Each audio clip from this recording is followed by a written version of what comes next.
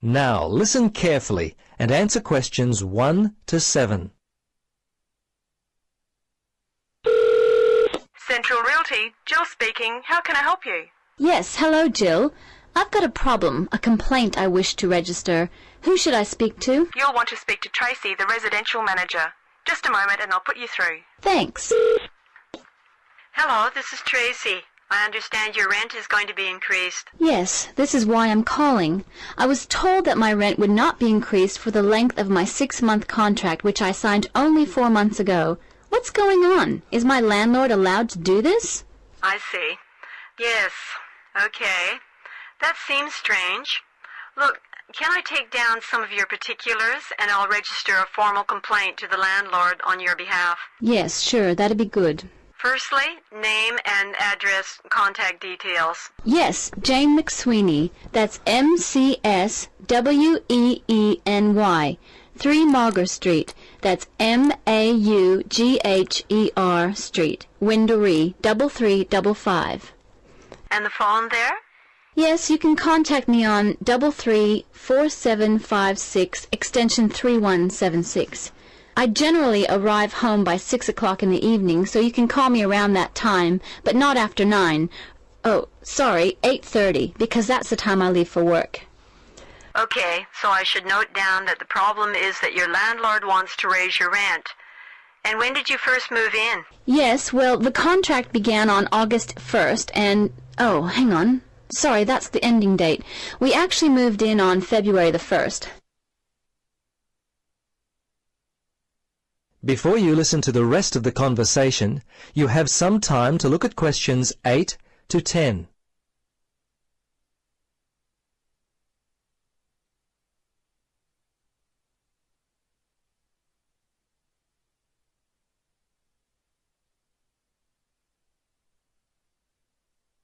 Now, listen carefully and answer questions 8 to 10.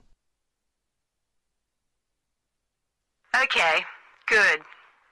Now, if need be, you will have to send a letter to the Rental Tenancy Board. But as I said, first let us approach your landlord on your behalf and see if we can work out the problem before it gets to that situation. I'd be very surprised if you have to send a letter. 95% of these kinds of problems get solved early on. Okay. Now, if you have any problems you need to discuss, feel free to come in and talk with the general manager. In the meantime, if you would just wait until we receive an answer from your landlord, we'll be able to then plan our next step. Is there anything else I could be doing? Well, you could write a letter to the RTB listing all the events as they happened from your point of view. But as I say, hold on to it. Don't send it unless we have to. Well, that's about it for now. Thanks for your call. I'm sure we can sort this out. Thanks very much for your help. I hope we can sort it out too. Bye for now. Yes, bye. That is the end of part 1. You now have half a minute to check your answers.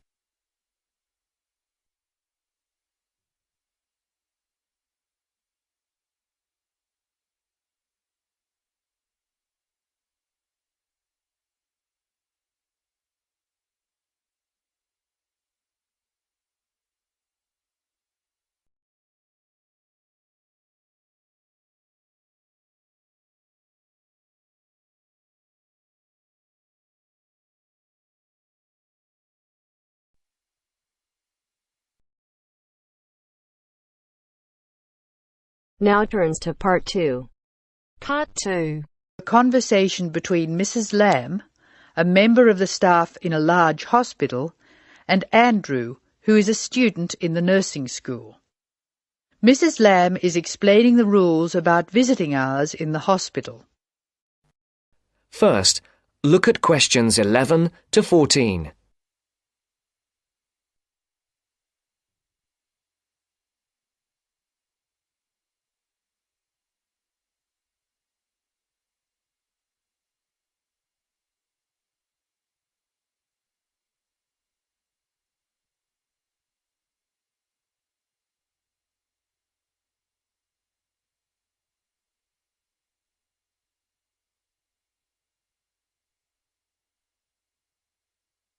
Listen carefully. Hello, Andrew. I believe you want to know about visiting hours.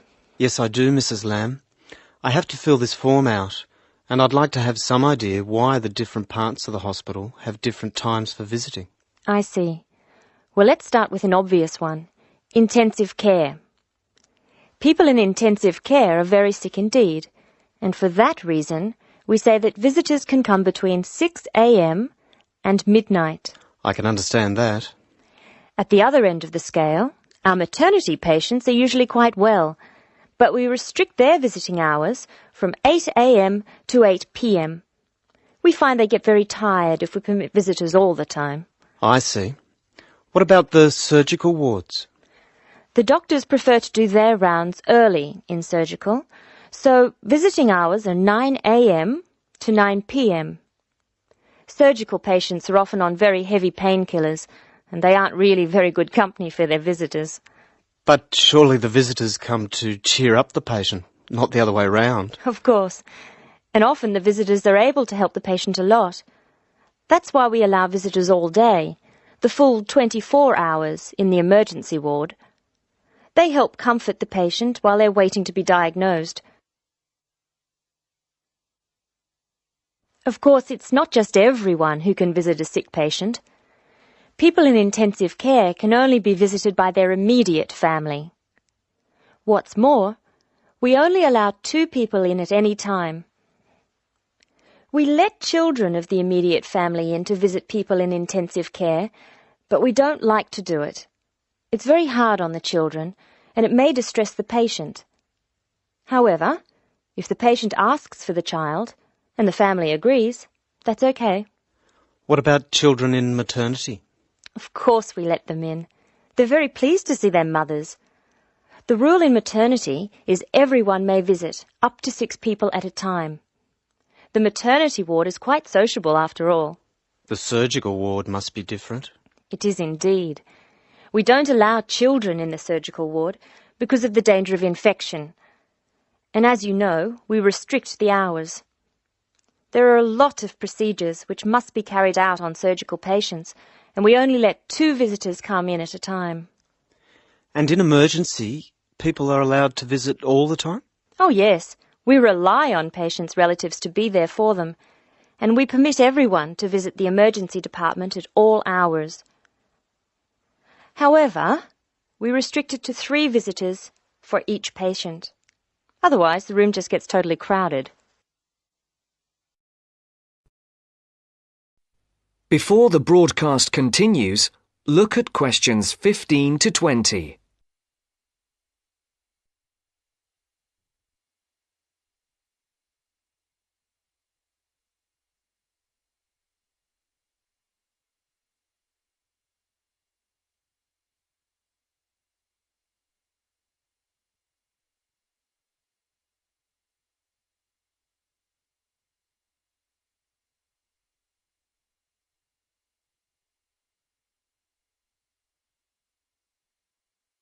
You will now listen to the second part of the talk. Now I have your schedule for the next week's observation sessions. Are you ready? Yes. Where do I start? On Monday, you'll be in male surgical in the morning and in female surgical in the afternoon. You'll be following Dr. Shea on her rounds. Thank you. And on Tuesday? On Tuesday, you'll be with Dr. Thomas in the morning and Dr. Robertson in the afternoon. No, that can't be right. You're with Dr. Thomas in the afternoon and Dr. Robertson in the morning.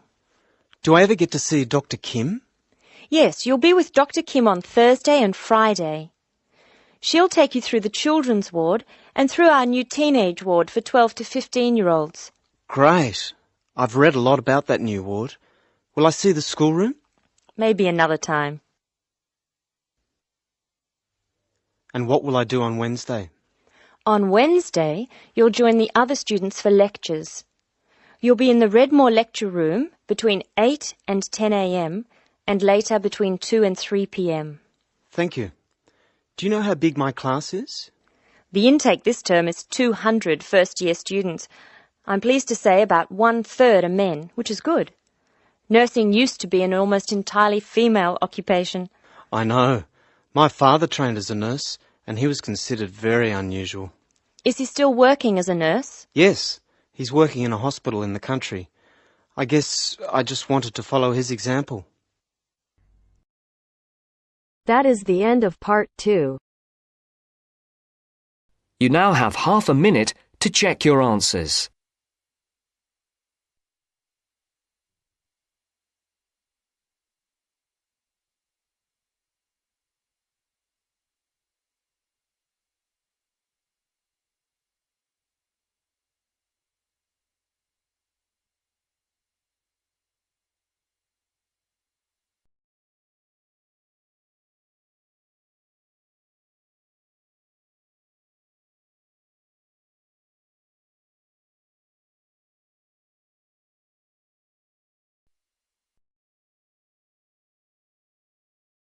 Now turns to part 3. Part 3. You will hear a conversation between a university student and a librarian about using the city archives. First, you have some time to look at questions 21 to 24.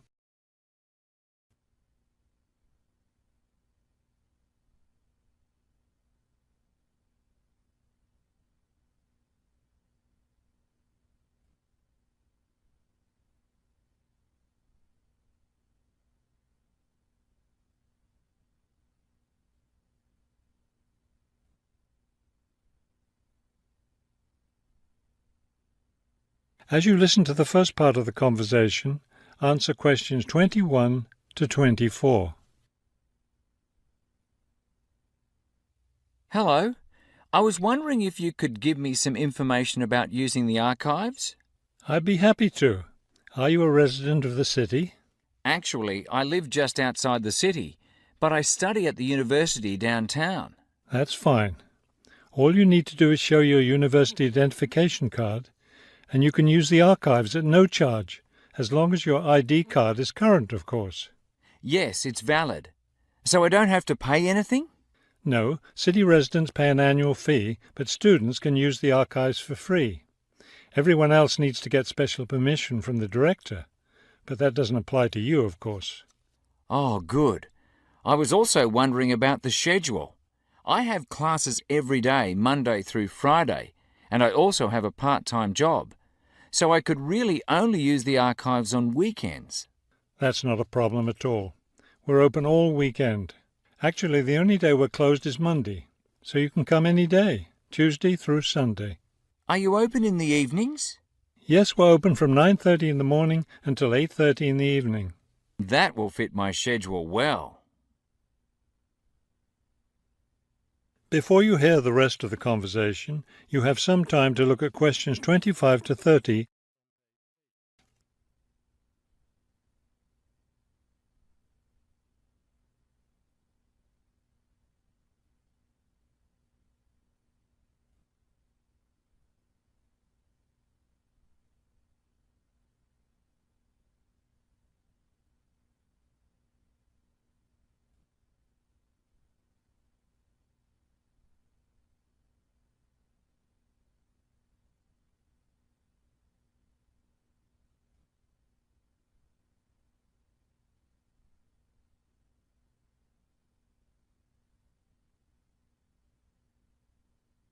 Now listen and answer questions 25 to 30.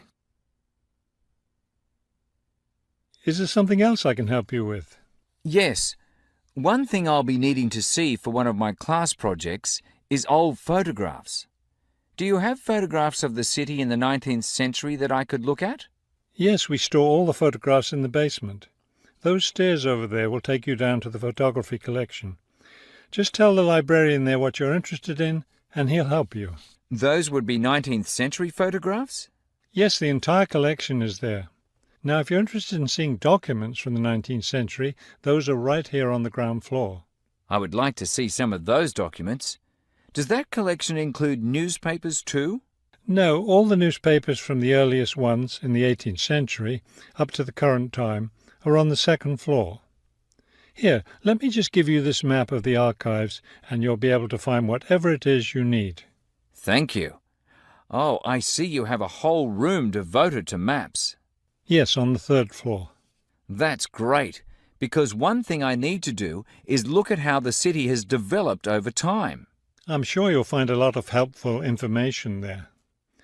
Of course, some of the maps are several centuries old, so generally visitors are only allowed to see photographic reproductions of them. That shouldn't be a problem. What's this on the 4th floor? Ogden's Woolen Mill. As I'm sure you know, Ogden's Woolen Mill was the major entity responsible for the growth of this city in the 19th century. The Ogden heirs gave money for the archives to devote an entire floor to information about the history of the mill. Will I be able to find information about the Ogden family there? Photographs, personal papers, things like that? Probably the family photographs are stored downstairs in the photography collection. The personal papers would be on the 5th floor, where we keep all the personal papers of famous residents of our city. Thank you so much for your help.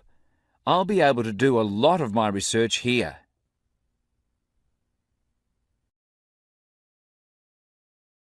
That is the end of part 3. You now have half a minute to check your answers.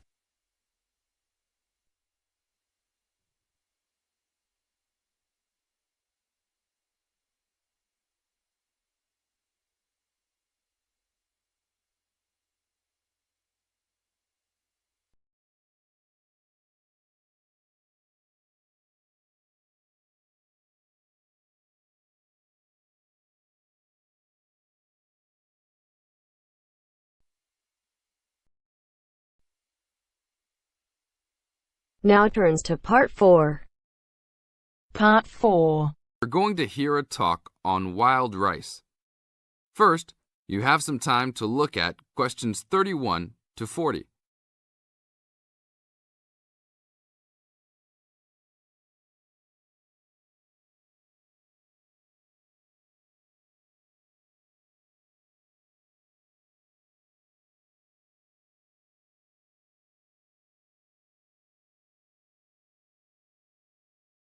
Now listen to the tape and answer the questions. Good morning. Today we'd like to talk about wild rice. Contrary to what many people believe, wild rice is not rice at all, but a grass. Much of it sold in the world today is not even wild, but rather cultivated varieties that do not occur naturally. Wild rice is really an annual aquatic seed found mostly in the upper freshwater lakes of Canada, Michigan, Wisconsin, and Minnesota in North America. Indians gathered wild rice before any explorers set foot on the North American continent. Early explorers were greatly impressed with the strength and hardiness of the woodland Indians, and attributed their vitality to their ample servings of wild rice. Wild rice can grow in water as shallow as 3 or 4 feet along marshes and muddy waters. A tall plant, it grows to a height of 8 to 10 feet, with a long flower cluster that reminds one of a narrow broom. The grains in their husks on the tall stalk look somewhat like oats. Truly wild rice is a challenging crop to grow, even today. It's very susceptible to failure due to weather conditions. If a heavy windstorm comes along just before harvesting, the seeds can be blown into the water, ruining an entire crop. Harvesting at just the right time becomes a matter of beating the birds to it, since wild rice is considered a delicacy by many birds living in the area. Other challenges include insects, disease, poor drainage, and high waters. If the grains are too green, they are difficult to thresh or beat out of their husks. If left on the plant too long, even a few days too long, they fall off the plant into the water. Airboats have brought about recent improvements in commercial harvesting of the wild rice, while newer techniques for parching, winnowing, and hulling have been a help in saving time and labour. Still, It takes about 3 pounds of grass seed to yield 1 pound of wild rice.